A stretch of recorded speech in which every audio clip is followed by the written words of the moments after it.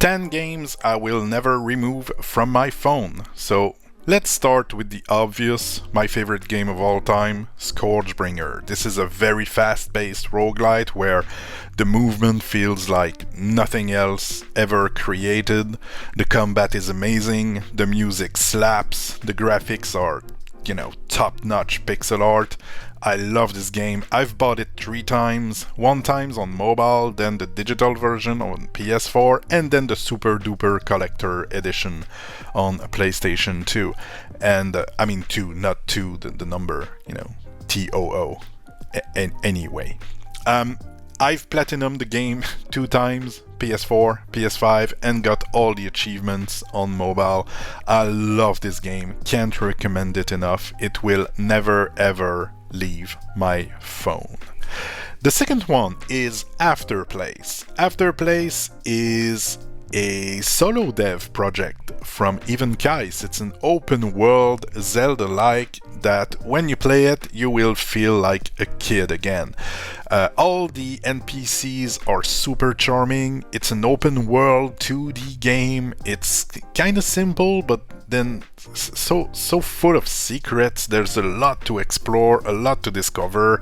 You can speak to the NPCs to a point where they will become your friends. I cannot think of not having Afterplace on my phone. And good news, it's on Steam now too, so you can play it on your computer, which is great. So yeah, Afterplace, a fantastic game, 10-hour experience that you will want to play more than once because there's a bunch of different endings, and like I said, a lot of secrets to find, and it's just fun to play. It just plays so well. On mobile you can even play on portrait mode. You can play with like one thumb while you're on the bus or something. It's really nice. I will never remove Afterplace from my phone. Third one on the list is Grim Valor. Grim Valor is a 2D action side-scroller hack-and-slash game with some light Metroidvania elements. There is some backtrackings, there are some secrets, but it's mostly about the action. I love how it plays, I love the story. It's narrated by the excellent Leanne Osmond. I think she's having such a lovely voice. I love listening to her tells the story about the kingdom of Valaris. So in Grim Valor, I've made a bunch of video about it. This channel started on Villagers and Heroes and Grim Valor. Those were my 2 most played game at the time, and I still from time to time go back to Grim Valor. It's always a pleasure to get into that gritty atmosphere, and great game overall. Love Grim Valor. You should give it a go. 4th game on the list, and it's quite fitting because it's Streets of Rage 4, the return of the 2D beat-em-up game. Streets of Rage 4 is just good shit, man. It's Streets of Rage 4. I mean, look at the screen, look at the video. It's so good. I don't have much else to say about Streets of Rage 4. It's just a fantastic brawler.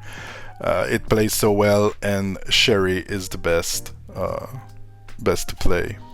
Anyway, 5th we have Songbringer. Songbringer is, I mean, it's not like Afterplace at all, but it's a 2D open world Zelda-like. But the twist here is that the game is procedurally generated, so every time you go in, stuff won't be in the same place. There's like 7 or 8 dungeons to explore, and they are scattered throughout the map, but the map is never the same, so it's always a new experience. I mean, at some point you get the gimmick and you can, play the game somewhat quickly. It's not a long game. A first playthrough is like 5-6 hours or so. Then you can play when you know where stuff are, because you can play the same, they call it a seed like you enter, like the seed I'm playing the most, I think was called Wizard. You write the letter, it's 6-letter seeds. So you write 6 letters, and if you write the same 6 letters, you will get the same map with the same secrets in the same places. I hope I'm making sense here. But once you know like the map, you can play the game under an hour. It's really not that long, but yeah, Songbringer, the pixel art is amazing. I love the music. The music is whack. It's not for everybody, but I love it.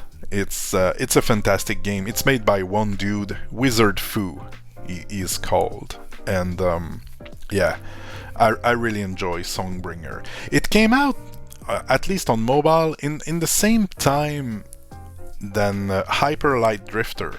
And while I did enjoy Hyper Light Drifter, it did not impact me as much as Songbringer. I really like this game.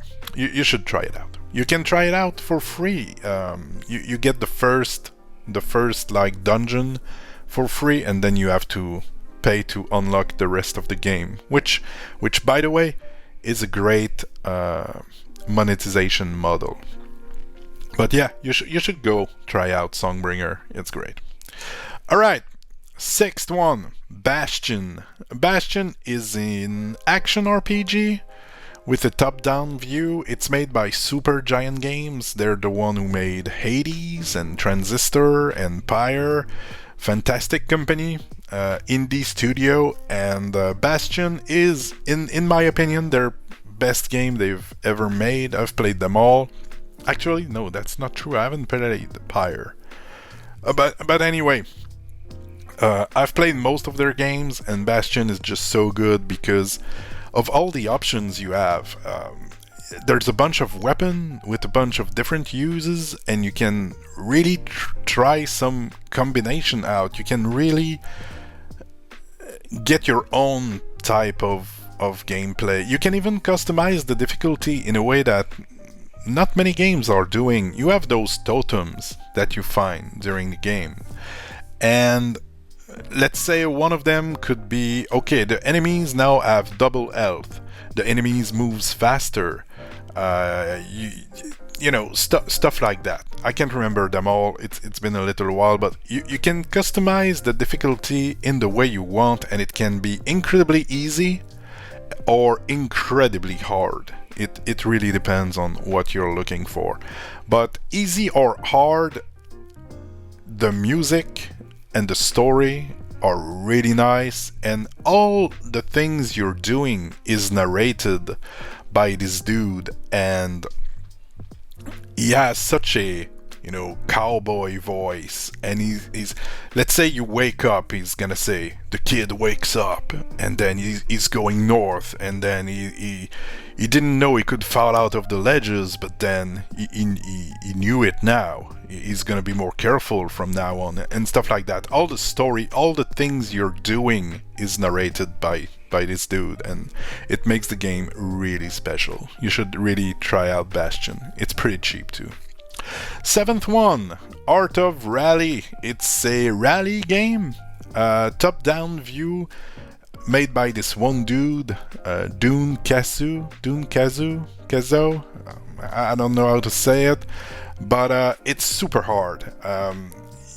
It's the type of racing game that you cannot just let go of the gas button to take, you know, 90-degree curves. You really have to brake. Your car is, I'm not too sure it's that realistic, but you can go flying out in the woods if you're not careful when you turn. It's really challenging. It takes a good while to get a grip on the control. Grip.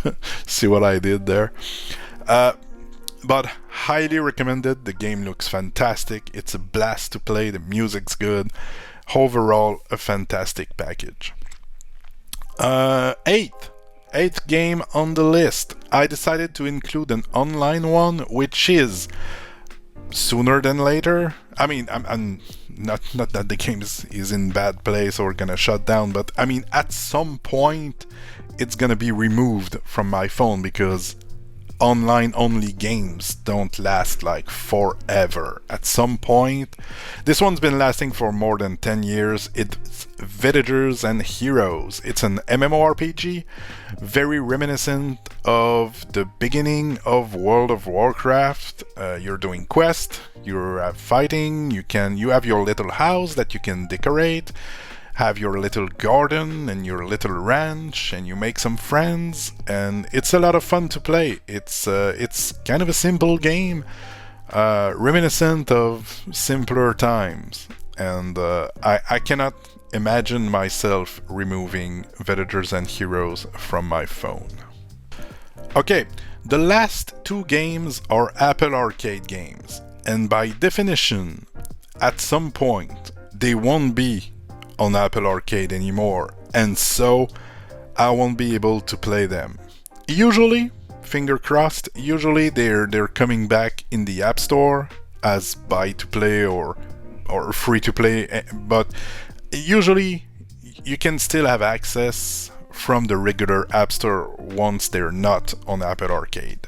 I hope that's gonna happen at some point, but here we go. Tmnt Splintered Fate. It's a Hades-like roguelite with the turtles, and I'm a big fan of the Teenage Mutant Ninja Turtles, and the game plays so good. It's such a great homage to the main series. The aesthetics are great, everything is voice acted, the story is good. It's really faithful to the franchise. It's not a stupid cash grab like we often see in those licensed games. It's really good. Actually, I prefer it to Hades for some reason. I can't exactly put my fingers on it. Is it just that I'm not too much into Greek mythology? Is it how it plays? Because it plays quite similarly, but I feel the controls are more fluid on TMNT than Hades. Maybe I'm wrong. I don't know, but I know that I somewhat prefer it to Hades. So this is something I won't remove from my phone. And the last one is Air Twister. Air Twister is a rail shooter made by Yu Suzuki. If you don't know who Yu Suzuki is, well, is the dude who made Space Harrier, Shenmue, the series of RPG. Well, is it RPG? Is Shenmue an RPG? Let me know. I would say it's not. It's like more an action-adventure title. Anyway, he made this rail shooter, and the game looks so weird. The soundtrack is like Queen's song. My cat is being fed. We have some kind of machine that gives her food every few hours. Anyway, tangent aside. And the game is quite challenging, and there's a bunch of achievements to get. I'm almost done. I did a lot of them. And one of them is doing the whole game without getting hit once, because you only have 1 hit points. And I succeeded, and it was such an achievement. The game is not very long, takes about 30 minutes to do a run, but it's so enjoyable. The music is... I love the soundtrack. It's not for everybody, but I love to have vocal song in my video games now. But yeah, so Air Twister, this is something I won't remove from my phone ever. I ordered the limited edition physical for PS5 that comes with a bunch of goodies. It's not in production yet, it was a pre-order. I have no idea when I will get it, but when I do, I will certainly do an unboxing here on this very channel. So those were my 10 games I will never remove from my phone. Hope you've enjoyed. Let me know, what games will you never delete from your phone or any, other device you're using. And until then, go do something else, go play games. Bye bye.